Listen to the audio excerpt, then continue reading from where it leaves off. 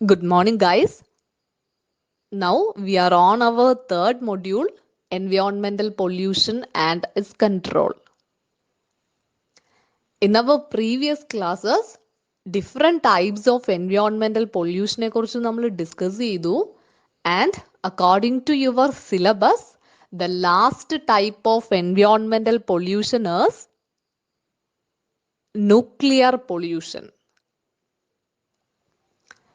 Nuclear pollution is the physical pollution of air, water, and soil by radioactive materials.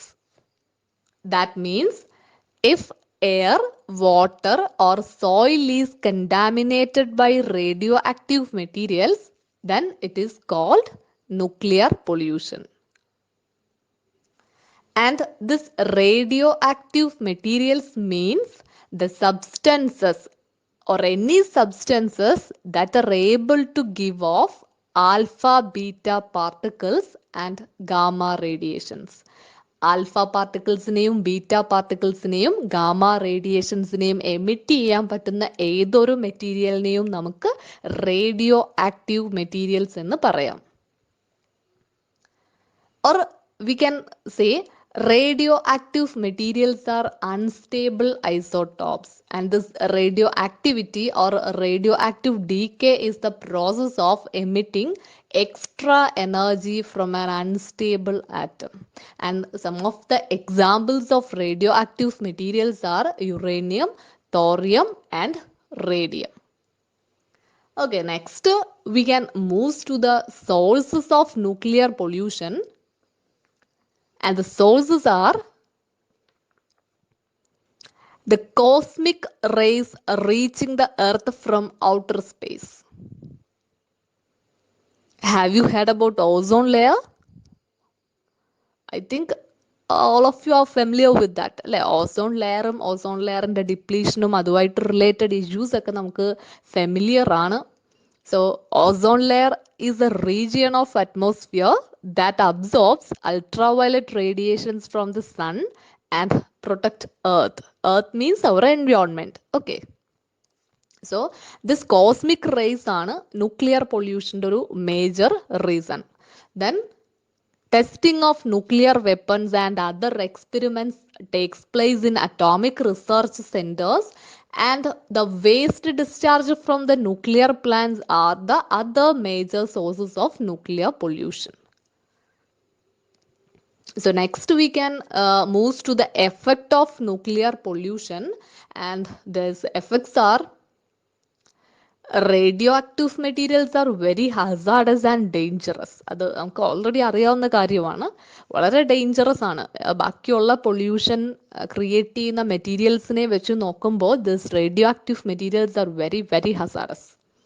So this nuclear radiations can ionize chemicals within a body. അതിപ്പോൾ human bodies ആണെങ്കിലും animal bodies ആണെങ്കിലും ഈ nuclear റേഡിയേഷൻസിന് ഒരു living ബോഡിയുടെ സെൽസിനെയും ടിഷ്യൂസിനെയും ക്രോമസോംസിൻ്റെയും ഒക്കെ normal ബിഹേവിയറിനെ തന്നെ complete ആയിട്ട് alter ചെയ്യാനുള്ള എബിലിറ്റി ഉണ്ട്. മീൻസ് അത് ചേഞ്ച് ചെയ്യാനുള്ള പ്രോപ്പർട്ടി ഉണ്ട്. And that chromosomal variations are called mutation. And this mutation is transfer from one generation to another. It's a genetical change. അത് ഒരു ജനറേഷനിൽ നിന്ന് അടുത്ത ജനറേഷനിലേക്ക് ട്രാൻസ്ഫർ ചെയ്യും.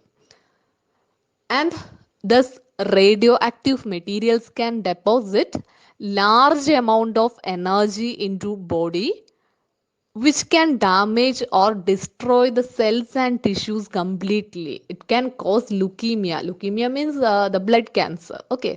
And other diseases of blood. And if നമ്മുടെ body means നമ്മുടെ all kind of living organism, ഈ body ഒരു ഹൈ ഡോസ് റേഡിയേഷനിലേക്ക് ഡയറക്റ്റ് എക്സ്പോസ്ഡ് ആയി കഴിഞ്ഞാൽ it may cos instant death. Then the control methods are radiation exposure contamination protect ചെയ്യുക. that is the protection against radiation exposure and contamination. Then the radioactive researchും എക്സ്പെരിമെൻസും ഒക്കെ ചെയ്യുന്ന സ്ഥലങ്ങൾ highly controlled area ആയിട്ട് നമ്മൾ preserve ചെയ്ത് വെക്കുക. ആൻഡ് ദ പ്രോപ്പർ പ്രിക്വേഷൻസ് എടുത്തിട്ട് മാത്രം റേഡിയോ ആക്റ്റീവ് മെറ്റീരിയൽസിനെ കളക്ട് ചെയ്യുക, സ്റ്റോർ ചെയ്യുക ആൻഡ് പ്രോപ്പറായിട്ട് ഡിസ്പോസ് ചെയ്യുക. These are all the control measures of nuclear pollution. Okay, so ആ ഒരു ടോപ്പിക്, അതായത് എൻവയോൺമെന്റൽ പൊല്യൂഷൻസ് എന്ന് പറയുന്ന ഒരു ടോപ്പിക് അവിടെ കംപ്ലീറ്റ് ആവുകയാണ്. Next we can switch to another topic, solid waste. Solid waste is the unwanted or useless solid materials generated from human activities in residential, industrial, and commercial areas. That is, all kind of useless materials like paper, plastics, metal pieces, glasses, and food materials are comes under this category. And the process of collecting, separating, and properly treating the solid waste is called solid waste management.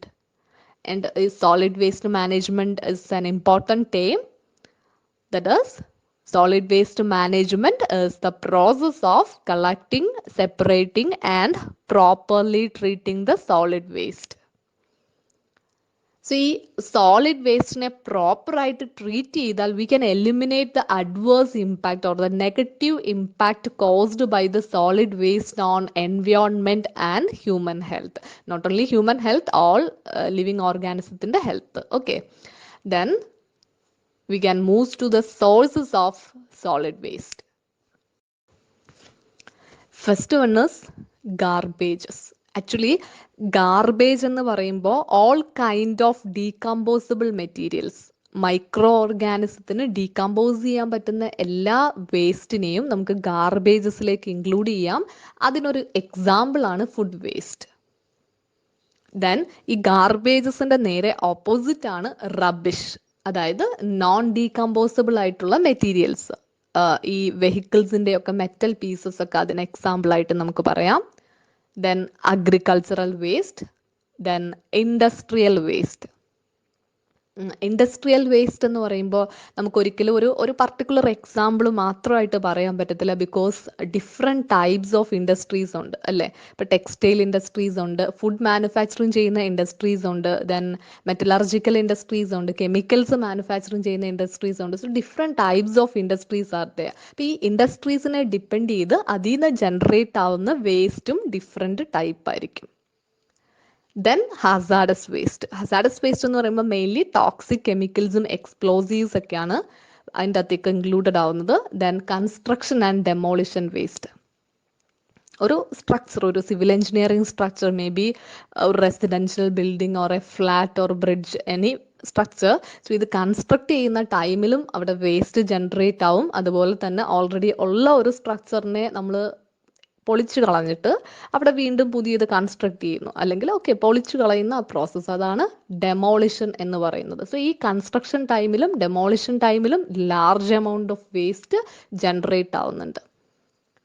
Then biomedical waste. അതൊരു ഹോസ്പിറ്റലിൽ നിന്ന് generate ആവുന്ന എല്ലാ വേസ്റ്റും നമുക്ക് അതിൻ്റെ അകത്തേക്ക് included ആവാം. സിറിഞ്ചും ഗ്ലൗസും മെഡിസിൻസിൻ്റെ ഒക്കെ ബോട്ടിലൊക്കെ അതിൻ്റെ അകത്തേക്ക് വരും. Then institutional waste, educational institutions എന്നൊക്കെ ഉള്ള waste. Then commercial waste, slaughter house waste. ഇത് ഇത്രയുമാണ് സോളിഡ് വേസ്റ്റിന്റെ മേജർ സോഴ്സസ് എന്ന് പറയുന്നത്. Effects of solid waste. So solid വേസ്റ്റിന്റെ എഫക്റ്റ് എന്ന് പറയുമ്പോൾ നെഗറ്റീവ് ഇമ്പാക്റ്റ് തന്നെയാണ്. ഫസ്റ്റ് ഓഫ് ഓൾ ഏറ്റവും ഇമ്പോർട്ടൻ്റ് ആയിട്ട് പറയേണ്ടുന്ന കാര്യം, അത് ഓൾ കൈൻഡ് ഓഫ് ലിവിങ് ഓർഗാനിസത്തിൻ്റെയും ഹെൽത്തിനെ അഡ്വേഴ്സ് ആയിട്ട് അഫക്റ്റ് ചെയ്യും.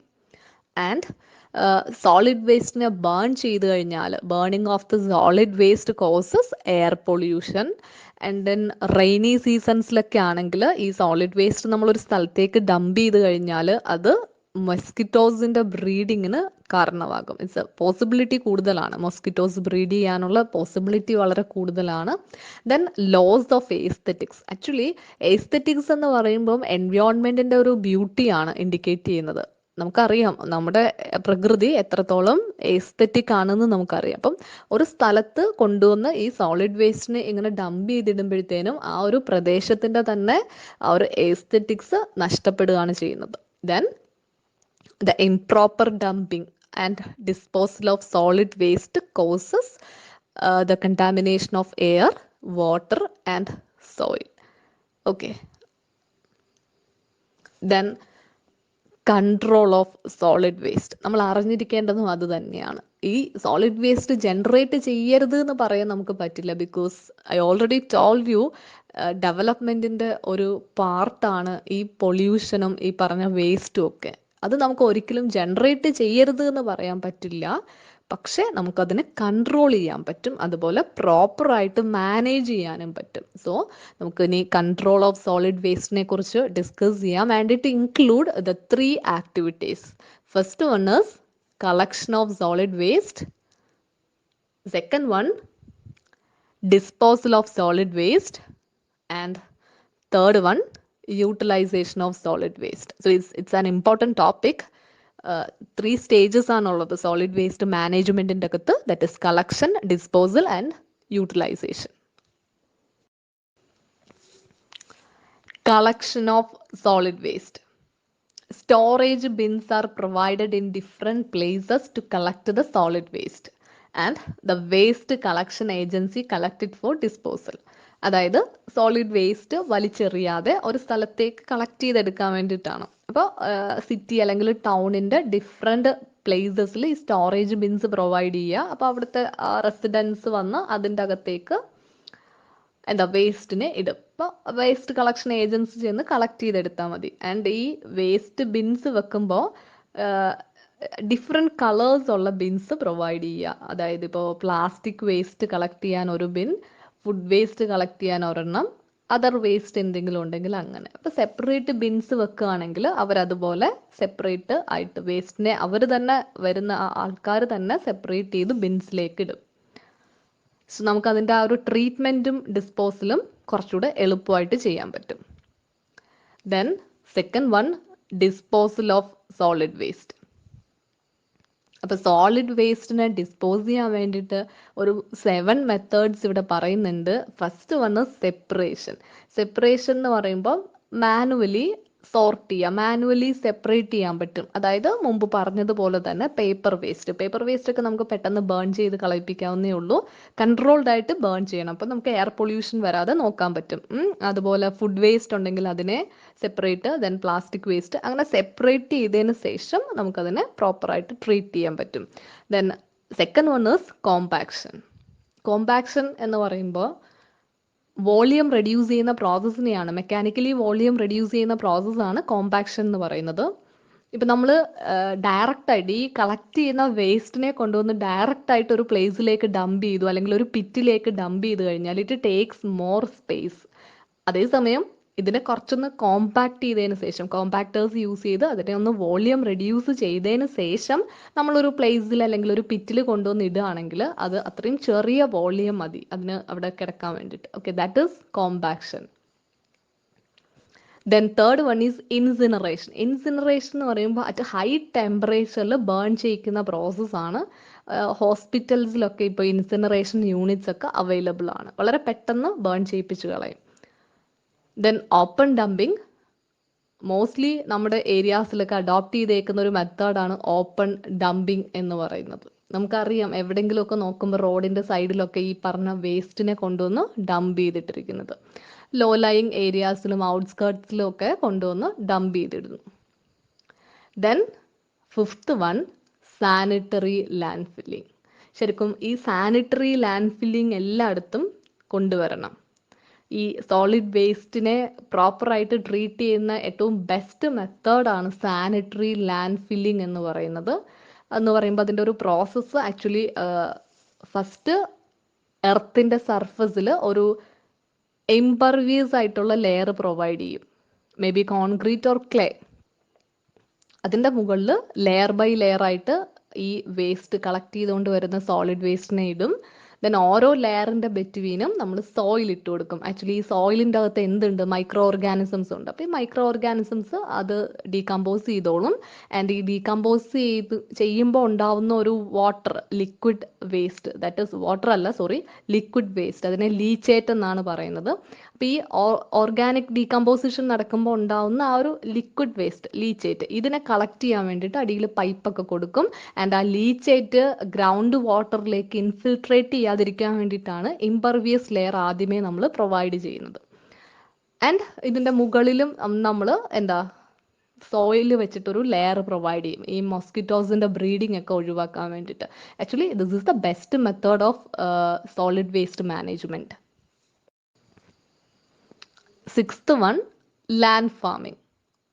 Organic waste applied on the top of the land or injected below the soil surface for bacterial decomposition. Agricultural ഫീൽഡിലൊക്കെ ഈ സോളിഡ് വേസ്റ്റിനെ ഒന്നെങ്കിൽ സോയിൽ സർഫസിലേക്ക് ഇട്ട് കൊടുക്കും, അല്ലെങ്കിൽ ജസ്റ്റ് ഒരു പിറ്റ് എടുത്തിട്ട് അതിൻ്റെ അകത്ത് ഇട്ട് കൊടുക്കും. അത് നോർമൽ ബാക്ടീരിയൽ ഡീകമ്പോസിഷൻ ആണ് നടക്കുന്നത്. And last one is composting. And ഈ കമ്പോസ്റ്റിങ്ങിൻ്റെ അകത്തും ബാക്ടീരിയൽ ഡീകമ്പോസിഷൻ തന്നെയാണ് നടക്കുന്നത്, പക്ഷേ അതൊന്ന് കൺട്രോൾഡ് ആയിരിക്കും. അതായത് നമ്മളൊരു ടാങ്ക് അല്ലെങ്കിൽ കമ്പോസ്റ്റ് പൈൽ എന്നൊക്കെ പറയും, കമ്പോസ്റ്റ് ടാങ്ക് എന്നൊക്കെ പറയും. അപ്പോൾ ഇത് കൺസ്ട്രക്ട് ചെയ്തിട്ട് അതിൻ്റെ അകത്ത് എക്സ്ട്രാ നമ്മൾ കൗഡങ്ങും മോയ്സ്ചർ വാട്ടറൊക്കെ ആഡ് ചെയ്ത് കൊടുക്കും. അങ്ങനെ കൺട്രോൾഡ് ആയിട്ട് ചെയ്യുന്ന ഡീകമ്പോസിഷനാണ് കമ്പോസ്റ്റിംഗ് എന്ന് പറയുന്നത്. ആൻഡ് സംടൈംസ് എർത്ത് വേംസിനെയൊക്കെ ഇട്ട് കൊടുക്കും, വെർമി കമ്പോസ്റ്റിംഗ് എന്ന് പറയും. That is composting. കമ്പോസ്റ്റിങ്ങിലും ലാൻഡ് ഫാമിങ്ങിലും സെയിം പ്രോസസ്സ്, ബാക്ടീരിയൽ ഡീകമ്പോസിഷൻ തന്നെയാണ് നടക്കുന്നത്.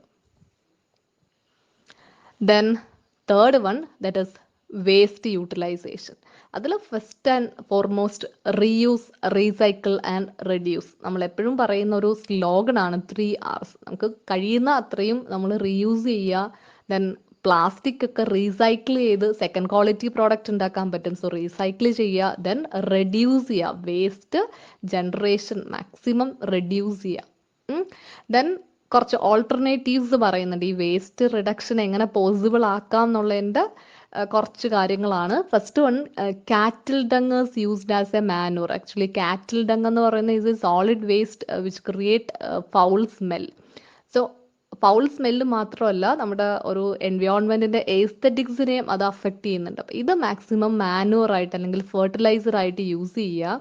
ദെൻ ഈ സോഫ്റ്റ് ഡ്രിങ്ക്സിൻ്റെ ഒക്കെ ബോട്ടിൽസ് വീണ്ടും റീഫില്ല് ചെയ്ത് റീയൂസ് ചെയ്യുക. പ്ലാസ്റ്റിക് ബാഗ്സിന് പകരം ജൂട്ട് അല്ലെങ്കിൽ പേപ്പർ വെച്ചിട്ടുള്ള ബാഗുകൾ യൂസ് ചെയ്യുക. ആൻഡ് ഈ ജൂട്ടിൻ്റെ വേസ്റ്റ് ഒക്കെ പേപ്പർ മേക്ക് ചെയ്യാൻ വേണ്ടിയിട്ട് നമുക്ക് സെക്കൻഡ് ക്വാളിറ്റി പേപ്പർ യൂസ് ചെയ്യാൻ വേണ്ടിയിട്ട് നമുക്ക് യൂസ് ചെയ്യാം. അതുപോലെ ഷുഗർ കെയിൻ്റെ വേസ്റ്റും വെജിറ്റബിൾ വേസ്റ്റും ഒക്കെ ബയോഗ്യാസ് ജനറേഷന്, ബയോഗ്യാസ് പ്ലാന്റിലേക്ക് റോ മെറ്റീരിയൽ ആയിട്ട് യൂസ് ചെയ്യാം. അതുപോലെ തന്നെ ഗാർബേജസിനെ നമുക്ക് കമ്പോസ്റ്റിലേക്ക് എടുക്കാം. അത് ഫ്ലൈ ആഷിനെയൊക്കെ സിമെന്റിന് പകരം, അതായത്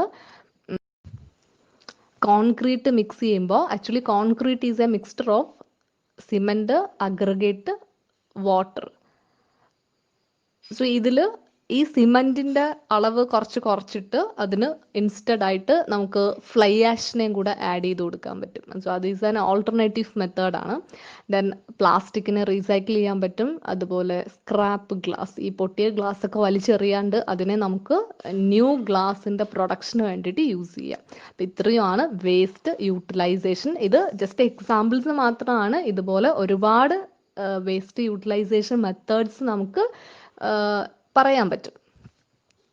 The next is role of an individual in prevention of pollution. Actually ഇതാണ് നിങ്ങൾ അറിഞ്ഞിരിക്കേണ്ടത്. ആസ് ആൻ ഇൻഡിവിജ്വൽ, ഒരു വ്യക്തി എന്നുള്ള നിലയിൽ നമ്മുടെ എൻവയോൺമെൻറ്റിനെ പ്രൊട്ടക്റ്റ് ചെയ്യാൻ അല്ലെങ്കിൽ പൊല്യൂഷനെ കൺട്രോൾ ചെയ്യാനുള്ള ബാധ്യത നമുക്ക് എല്ലാവർക്കും ഉണ്ട്. നമ്മുടെ ഡ്യൂട്ടിയാണത്. സോ നമ്മളെല്ലാവരും അതിനു വേണ്ടി ശ്രമിക്കുകയും വേണം. സോ നമ്മൾ ഇനി പറയാൻ പോകുന്നത് റോൾ ഓഫ് ആൻ ഇൻഡിവിജ്വൽ, ഒരു വ്യക്തി എന്നുള്ള നിലയിൽ പൊല്യൂഷൻ കൺട്രോൾ ചെയ്യാൻ അല്ലെങ്കിൽ പ്രിവെൻറ്റ് ചെയ്യാൻ നമ്മൾ ഓരോരുത്തരും എന്ത് ചെയ്യണം എന്നുള്ളതാണ്. So first one, use renewable resources. Renewable means naturally വളരെ പെട്ടെന്ന് തന്നെ റീപ്ലനിഷ് ആവുന്ന resources like sunlight, wind, water, like that. Okay. So ഈ റിനവബിൾ റിസോഴ്സസിനെ കൂടുതലായിട്ട് ഡിപ്പെൻഡ് ചെയ്യുക മീൻസ് അത് എക്സ്പ്ലോയിറ്റ് ചെയ്യാനല്ല, ബട്ട് ഒരു കൺട്രോൾഡ് ആയിട്ട് നമുക്ക് ആവശ്യമുള്ള രീതിയിൽ അതിനെ യൂസ് ചെയ്യുക. ദെൻ ഹാംഫുൾ ആയിട്ടുള്ള പ്രോഡക്റ്റിനെ പ്രോപ്പറായിട്ട് ഡിസ്പോസ് ചെയ്യുക. ഹാംഫുൾ പ്രോഡക്റ്റ് എന്ന് പറയുമ്പോൾ like cell, batteries and mobile phone part like that. Okay. So then global warming എന്ന് പറയുന്നത് ഒരു സീരിയസ് പ്രോബ്ലമാണ്. അതുപോലെ ഓസോൺ ലെയർ ഡിപ്ലീഷനും ഒരു സീരിയസ് എൻവയോൺമെന്റൽ ഇഷ്യൂ ആണ്. അപ്പം ഇതിന് രണ്ടിനും കാരണമാകുന്ന green house gases like CFC, carbon monoxide, carbon dioxide, ഇതിൻ്റെ ജനറേഷൻ കുറയ്ക്കുക. ദെൻ ഒരുപാട് നോയ്സ് പ്രൊഡ്യൂസ് ചെയ്യുന്ന ആക്ടിവിറ്റീസ് കൺട്രോൾ ചെയ്യുക. ദെൻ ടിഷ്യൂസ് യൂസ് ചെയ്യുന്നതിന് പകരം ഹാൻഡ് കർച്ചീഫ് യൂസ് ചെയ്യുക. നമുക്ക് എല്ലാവർക്കും ചെയ്യാൻ പറ്റുന്നൊരു കാര്യമാണ് അല്ലേ. പേപ്പർ ടിഷ്യൂസ് ഒഴിവാക്കിയിട്ട് ക്ലോത്ത് ഹാൻഡ് കർച്ചീഫ്സ് യൂസ് ചെയ്യുക. ദെൻ ഇതിൻ്റെ എല്ലാത്തിൻ്റെയും പുറമെ അവയർനെസ് പ്രോഗ്രാം കണ്ടക്ട് ചെയ്യുക. എൻവയോൺമെന്റ് നമ്മളുടേതാണെന്നും ഇതിങ്ങനെ പൊല്യൂട്ടഡ് ആക്കി കഴിഞ്ഞാൽ നമ്മുടെ സർവൈവൽ, നമ്മുടെ എക്സിസ്റ്റൻസിനെ തന്നെയാണ് അത് അഫക്റ്റ് ചെയ്യുന്നതെന്നുള്ള കാര്യം ഒരു പ്രോപ്പർ അവയർനെസ് കൊടുക്കുക. അത് ചെറിയ കുട്ടികൾക്ക് സ്കൂളിലും കോളേജസിലും അല്ലാത്ത ഓർഗനൈസേഷൻസ് ഒക്കെ വെച്ചിട്ട് എല്ലാവർക്കും ഈ ഒരു അവയർനെസ് പ്രോപ്പറായിട്ട് കൊടുക്കുക. അതുപോലെ തന്നെ സ്പെഷ്യൽ ഡേ, ചില സെലിബ്രേഷൻസ് ഒക്കെ വരുമ്പോൾ അല്ലെങ്കിൽ എല്ലാ വീക്കെൻഡ് അല്ലെങ്കിൽ പെർ മന്ത് അവരവരുടെ ഒരു സിറ്റി അല്ലെങ്കിൽ ആ ഒരു ടൗൺ ക്ലീൻ ആക്കാനുള്ള ഒരു ഫങ്ഷൻ അല്ലെങ്കിൽ അങ്ങനെ ഒരു ഓർഗനൈസേഷൻ ക്രിയേറ്റ് ചെയ്യുക. Then minimise the wastage of resources. അതിപ്പോൾ ഇലക്ട്രിസിറ്റി ആണെങ്കിലും വാട്ടറിൻ്റെ യൂസേജ് ഒക്കെ ആണെങ്കിലും കൺട്രോൾ ചെയ്ത് ഉപയോഗിക്കുക. ദെൻ പിന്നെ എടുത്തു പറയേണ്ട ഒരു കാര്യം, യാത്ര ചെയ്യുമ്പോൾ ട്രാവലിംഗ് ടൈമിൽ ഒരാൾക്ക് വേണ്ടിയിട്ട് ഒരു കാർ വെച്ച് ട്രാവൽ ചെയ്യാതിരിക്കുക. അപ്പോൾ ഒരാൾക്കൊക്കെ യാത്ര ചെയ്യാനാണെങ്കിൽ പബ്ലിക് ട്രാൻസ്പോർട്ടേഷൻ സിസ്റ്റത്തിനെ അഡോപ്റ്റ് ചെയ്യുക. ദെൻ വളരെ ചെറിയൊരു ഡിസ്റ്റൻസ് ഒക്കെ ആണെങ്കിൽ അവിടെ ട്രാവൽ ചെയ്യാൻ വേണ്ടി ഒന്നുകിൽ നടന്നു പോവുക അല്ലെങ്കിൽ സൈക്കിൾസ് യൂസ് ചെയ്യുക. അപ്പോൾ മോട്ടോർ വെഹിക്കിൾസിൻ്റെ ഉപയോഗമാണ് കാർബൺ മോണോക്സൈഡും കാർബൺ ഡയോക്സൈഡും എൻവയോൺമെന്റിലേക്ക് വരുന്നതിൻ്റെ ഏറ്റവും വലിയൊരു റീസൺ. അതുപോലെ നോയിസ് പൊല്യൂഷൻ, എയർ പൊല്യൂഷൻ്റെ ഒക്കെ ഒരു മേജർ റീസൺ തന്നെ ഈ ട്രാഫിക്കാണ്. അപ്പം അത് മിനിമൈസ് ചെയ്യാൻ ശ്രമിക്കുക. നമുക്ക് പറ്റാവുന്ന കാര്യങ്ങളാണ് ഇതൊക്കെ.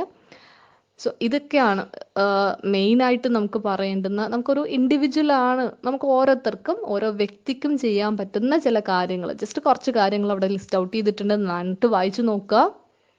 അതുപോലെ തന്നെ പ്ലാസ്റ്റിക് ബാഗ്സ്, പ്ലാസ്റ്റിക്സിൻ്റെ മെറ്റീരിയൽസ് ഒക്കെ അവോയ്ഡ് ചെയ്യുക. മാക്സിമം പേപ്പർ, ഗണ്ണി ആൻഡ് ജൂട്ടിൻ്റെ ഒക്കെ മെറ്റീരിയൽസ് അഡോപ്റ്റ് ചെയ്യുക. ദെൻ റീസൈക്കിൾ ചെയ്യുക. പ്ലാസ്റ്റിക് ഒക്കെ റീസൈക്കിൾ ചെയ്ത് സെക്കൻഡ് ക്വാളിറ്റി പ്രോഡക്റ്റ് ആയിട്ട് നമുക്ക് മാറ്റാൻ പറ്റും.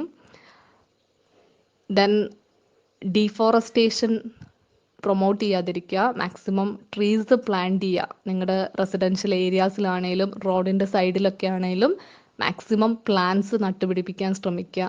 ഇതൊക്കെയാണ് നമുക്ക് ചെയ്യാൻ പറ്റുന്ന ചില കാര്യങ്ങൾ. അപ്പം നിങ്ങൾ എൻജിനീയേഴ്സാണ്. എൻജിനീയേഴ്സ് എന്ന് പറയുന്നത് ഡെവലപ്മെൻറ്റിൻ്റെ ഒരു പാർട്ടാണ് അല്ലേ. അപ്പോൾ ശരിക്കും നമ്മളെപ്പോഴും ഡെവലപ്മെൻറ്റിനെ കുറിച്ച് മാത്രമാണ്, നമ്മുടെ പ്രോഫിറ്റിനെ കുറിച്ച് മാത്രമാണ് ആലോചിക്കാറ്. എൻവയോൺമെൻറ്റിനെ കുറിച്ചോ അല്ലെങ്കിൽ എൻവയോൺമെൻറ്റിലുള്ള ബാക്കി ലിവിങ് ഓർഗാനിസത്തിനെ കുറിച്ചോ നമ്മൾ ചിന്തിക്കാറില്ല. സോ നിങ്ങളെപ്പോഴും ഒരു സസ്റ്റൈനബിൾ ഡെവലപ്മെൻറ്റിനെ കുറിച്ച് ചിന്തിക്കുക. നിങ്ങൾ എന്ത് ഡെവലപ്മെൻറ്റ് അല്ലെങ്കിൽ എന്ത് വർക്ക് നിങ്ങൾ ചെയ്യുമ്പോഴും നിങ്ങൾ ആലോചിക്കുക, എൻവയോൺമെൻറ്റ് നമ്മുടേതാണ്. നമ്മൾ ഇന്ന് എൻജോയ് ചെയ്യുന്ന ഈ ലൈഫ് അല്ലെങ്കിൽ ഈ റീസോഴ്സസ് നമുക്ക് മാത്രം സ്വന്തമല്ല, ഇനി വരുന്ന ജനറേഷനും കൂടെ വേണ്ടിയിട്ടുള്ളതാണ്. അപ്പം ആ ഒരു രീതിയിൽ കൺസിഡർ ചെയ്ത് എല്ലാ ഡെവലപ്മെൻറ്റും ഇംപ്ലിമെൻ്റ് ചെയ്യുക.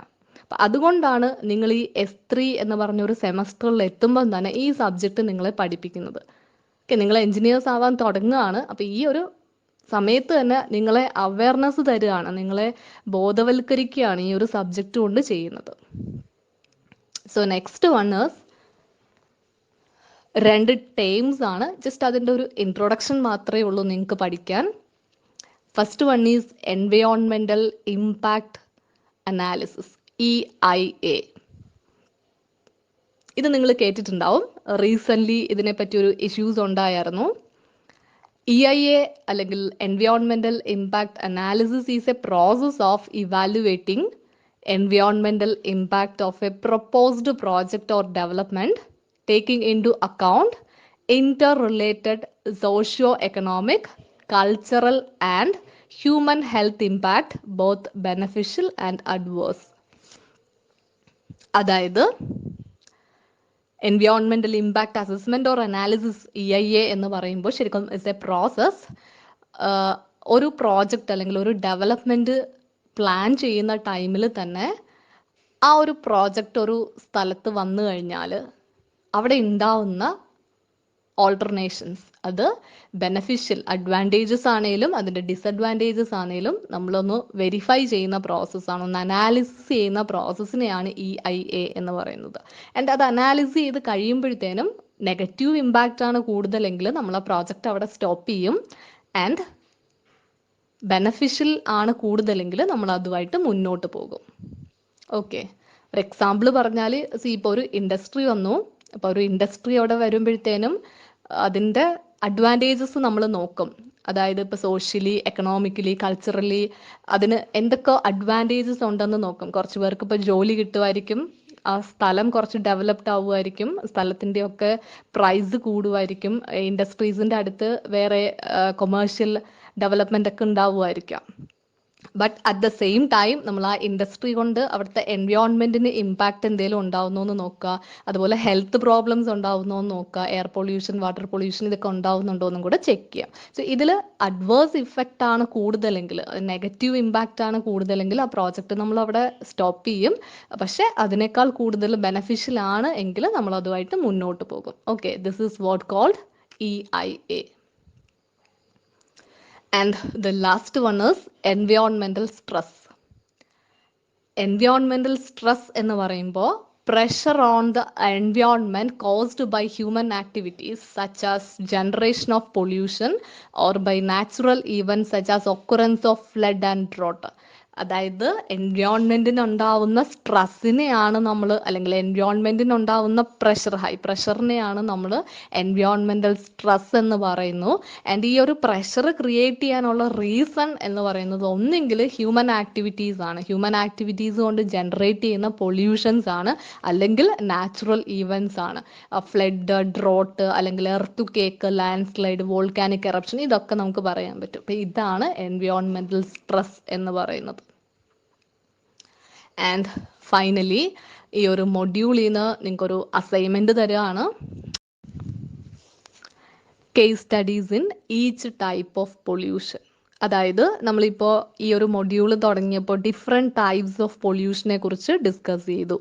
ആൻഡ് ഇത് ഒരു പൊല്യൂഷൻ ഉണ്ടാവുകയാണെങ്കിൽ അതിൻ്റെ എഫക്റ്റ് എന്താണ്, അല്ലെങ്കിൽ അതിൻ്റെ കൺട്രോൾ മെഷേഴ്സ് എന്താണ്, അതിൻ്റെ ഇമ്പാക്റ്റ് എന്താണ് എന്നൊക്കെ നമ്മൾ ഡിസ്കസ് ചെയ്തു അല്ലെ, അതിൻ്റെ കോസസ് ഒക്കെ നമ്മൾ ഡിസ്കസ് ചെയ്തു. പക്ഷേ നമ്മൾ അതിൻ്റെ റിയൽ ആയിട്ട് നടന്നൊരു എക്സാമ്പിളിനെ കുറിച്ച് പറഞ്ഞിട്ടില്ല അല്ലേ. അപ്പം ഈ ഒരു അസൈൻമെന്റ് കേസ് സ്റ്റഡി എന്നുകൊണ്ട് ഉദ്ദേശിക്കുന്നത് അതാണ്. ഇപ്പോൾ എയർ പൊല്യൂഷൻ നമ്മൾ പഠിച്ചു. നിങ്ങളുടെ സ്ഥലത്ത് അല്ലെങ്കിൽ നമ്മുടെ സ്റ്റേറ്റിൽ ഓർ നമ്മുടെ രാജ്യത്ത് or anywhere in the world ഈ ഒരു പൊല്യൂഷൻ, എയർ പൊല്യൂഷൻ നടന്നിട്ടുണ്ടെങ്കിൽ അതിൻ്റെ ഒരു എക്സാമ്പിൾ നിങ്ങൾ കണ്ടുപിടിക്കുക. അത് എവിടെ നടന്നു, ഏത് ഇയറിൽ നടന്നു, അതിൻ്റെ കാരണം എന്താണ്, ആ ഒരു എയർ പൊല്യൂഷൻ നടക്കാനുള്ളതിൻ്റെ റീസൺ എന്താണ്, ദെൻ അങ്ങനെ നടന്നപ്പോൾ അവിടെ ഉണ്ടായ ഇമ്പാക്റ്റ് എന്താണ്, അപ്പം അത് നിങ്ങൾ കണ്ടുപിടിച്ചെഴുതുക. അങ്ങനെ എയർ പൊല്യൂഷൻ, വാട്ടർ പൊല്യൂഷൻ, നമ്മൾ ഡിഫറെൻറ്റ് ടൈപ്സ് ഓഫ് പൊല്യൂഷൻ പഠിച്ചു. അപ്പോൾ ഓരോ പൊല്യൂഷനെ കുറിച്ചും നിങ്ങൾ ഇതുപോലെ ജസ്റ്റ് ഒന്ന് അന്വേഷിക്കുക, എന്നിട്ട് ആ ഒരു ഇൻസിഡൻറ്റ് നിങ്ങൾ പഠിക്കുക. ഓക്കെ, എന്നിട്ട് ജസ്റ്റ് നോട്ട് ചെയ്യുക. And this is your assignment. Okay, so thank you.